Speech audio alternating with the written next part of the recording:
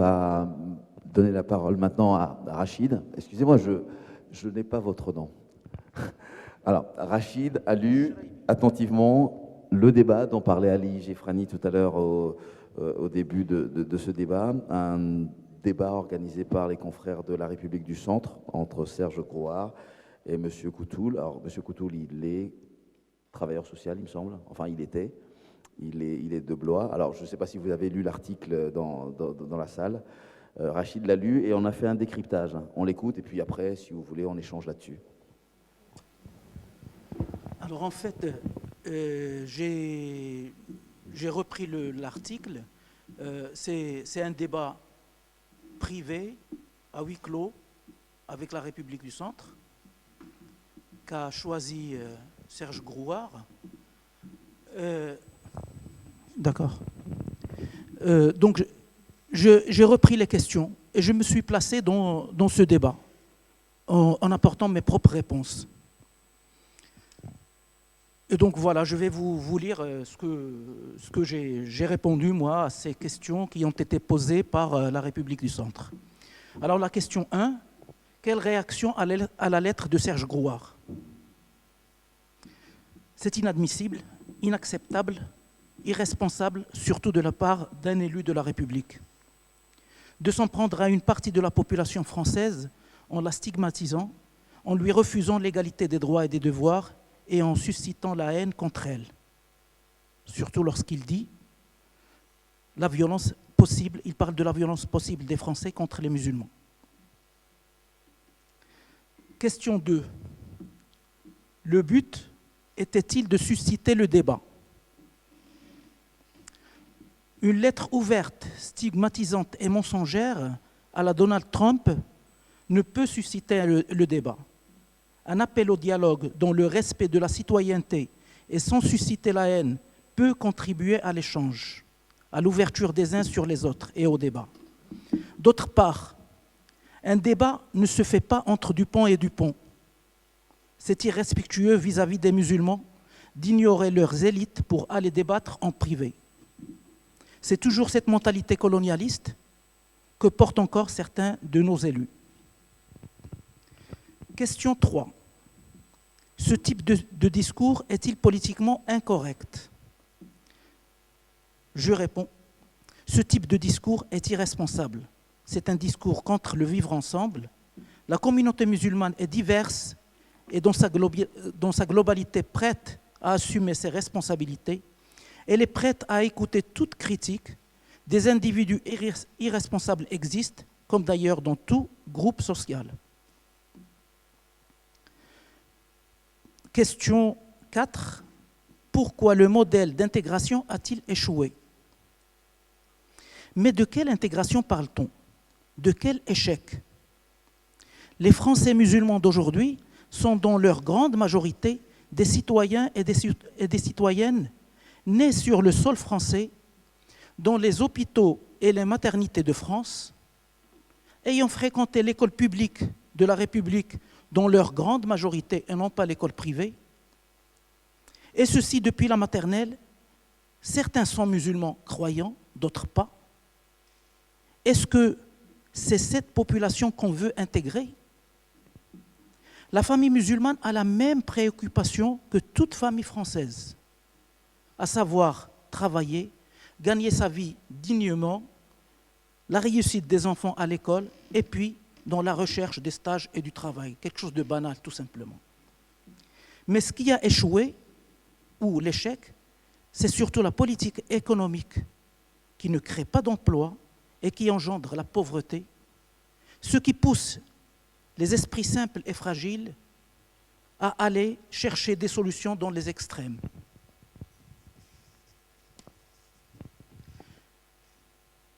Et la dernière question, c'était la religion musulmane et la laïcité, un problème?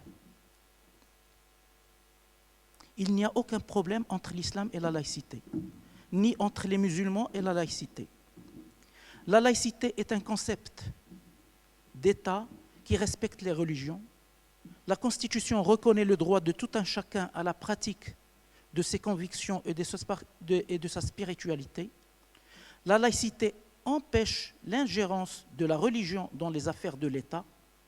Et jusqu'à aujourd'hui, nous n'avons pas encore vu un responsable musulman demander un aménagement particulier ou proposant des lois inspirées de la religion musulmane. Et puis, en fin de compte, la République du Centre demande aux deux débatteurs de proposer, de faire des propositions pour l'intégration des musulmans de France. Alors, mes propositions à moi. D'abord, 1, le respect de la Constitution de la République, qui ne reconnaît qu'un seul type de citoyen avec les mêmes devoirs et les mêmes droits. 2, le respect des valeurs et des références de la République, qui sont la citoyenneté et la laïcité, surtout par les élus de la France.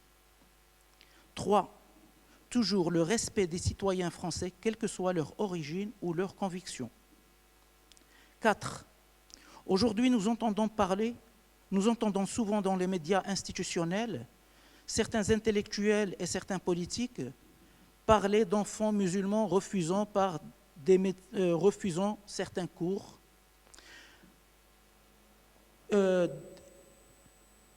des femmes musulmanes refusant d'être examinées par des médecins, hommes, dans les hôpitaux publics, d'hommes musulmans refusant de saluer ou de serrer la main à leurs collègues femmes, et puis plein d'autres histoires sur les relations entre les musulmans et les non-musulmans. Je demande un travail sérieux des médias et des statistiques de ces faits. Sont-ils importants et représentatifs ou de l'ordre de l'anecdotique et du fait divers? Et sur ces faits et ces bases, entamons un dialogue sérieux en vue de trouver des solutions sans haine et sans menace. 5. De même, en ce qui concerne les faits de radicalisation de mosquées intégristes, il est nécessaire une concertation entre les autorités compétentes et la communauté musulmane, comprenant des intellectuels et des responsables de mosquées. 6. Les écoles privées. Il serait intéressant de savoir si parmi les jeunes radicalisés partis en Syrie ou en Irak, certains ont fréquenté des écoles privées dites musulmanes ou des instituts islamiques type Château-Chinon. Je voudrais bien savoir s'il y en a parmi eux, ou tous ceux qui sont partis, ils n'ont fréquenté que l'école publique. Et la dernière proposition, c'est la question des aumôniers. Il est nécessaire de développer la présence des aumôniers dans les prisons, comme dans l'armée française, comme partout, comme pour les autres religions. Il faut développer donc les aumôniers. Voici mes propositions. On va les passer à la République du Centre, mais ils ne vont pas les publier. Oui, on va essayer. Mais, non, mais il faut dire quand même que ce texte a été publié par Max Centre, c'est ça? Le texte a été publié ou pas par Max Centre. Donc vous pouvez le retrouver sur les réseaux sociaux. Une réaction par rapport... Oui. Merci. Moi, je suis tout à fait d'accord avec ce qu'a dit Rachid. Parce que moi, il y a deux mots que je ne comprends pas, franchement. Pourtant, j'ai été voir les différents dictionnaires. Le mot intégration, je ne sais pas ce que ça veut dire. Et le mot laïcité, je ne sais pas ce que ça veut dire non plus. Parce que le mot laïcité, donc, c'est un mot qui a autant de définitions que d'êtres humains sur Terre, j'ai l'impression. Et moi, par exemple, l'intégration, moi, je suis né en France, j'ai grandi en France, j'ai étudié en France, je paye mes impôts en France, etc., etc. Est-ce qu'aujourd'hui, on va me demander de m'intégrer? Donc, c'est tout à fait idiot. Et tout à l'heure, juste pour répondre à Mohamed, quand il avait parlé par rapport à la victimisation, moi, une personne, ce mot-là ne me choque pas, parce que le jour où les personnes ne se sentiront plus victimes, moi, par exemple, j'ai fait un travail avec des jeunes sur la discrimination, et il y en a un qui m'a dit, moi, je ne porterai jamais plainte, parce que les gens, ils s'en foutent. La discrimination, et je cite ces mots, la discrimination, on est avec, on vit avec, et on va mourir avec. Donc moi, j'ai envie de dire, c'est quoi le pire? Est-ce que c'est la personne qui joue la victime, entre guillemets, ou la personne qui est arrivée au point où elle s'en fout? C'est-à-dire, pour elle, c'est normal. C'est-à-dire, moi, j'ai beaucoup de jeunes, pour eux, c'est normal d'être discriminés. Et donc, voilà. Et juste pour terminer, je ne connaissais pas Patrick Communal, Et franchement, je suis vraiment tout à fait d'accord avec tout ce qu'il a dit. Et je vais aller le voir après pour prendre ses coordonnées parce que la laïcité, c'est vu comment il en a parlé, elle est magnifique. Hein? Sur Facebook, j'ai plus Facebook, moi. Une autre réaction? Non? Pardon, Oui, Rachid. Je précise, il me semble que la laïcité a été inventée principalement pour empêcher, comme je l'ai dit, l'ingérence de la religion dans la politique, pour éloigner les religieux du champ politique. Et je voudrais préciser, enfin, rappeler qu'il n'est pas interdit à ce que les religieux participent au jeu politique. D'ailleurs, on a eu un parlementaire très connu en France, dans les années 50, c'est l'abbé Pierre. Avec sa soutane, il était au Parlement français. C'est quelque chose qu'on ne peut pas imaginer aujourd'hui. Jusqu'aux années 70-80, jusqu'au début des années 80, on ne parlait pas de laïcité. On ne débattait pas sur la laïcité. Ce n'est qu'à partir de fin 89, qu'après l'affaire de Creil, qu'on a commencé à parler de la laïcité. Pourtant, les femmes musulmanes avec foulard, ça existait. Mais simplement, ils existaient, ils étaient là en tant que femmes de ménage. Donc, ça ne dérangeait pas la société. C'était des analphabètes, des illettrés. Elles font le ménage, ça ne dérange personne. Le jour où la femme musulmane, avec foulard, accédait à l'université, devenait médecin, devenait ingénieur, devenait... Ah non, ça, on ne l'a pas accepté. On ne l'accepte pas jusqu'à aujourd'hui. C'est malheureux. On ne l'accepte pas jusqu'à aujourd'hui. En France, je précise, en France, dernièrement, en Australie, on a nommé une magistrate avec son foulard. Il n'y a rien eu. On n'a pas dit qu'elle était soumise ou pas soumise ou autre.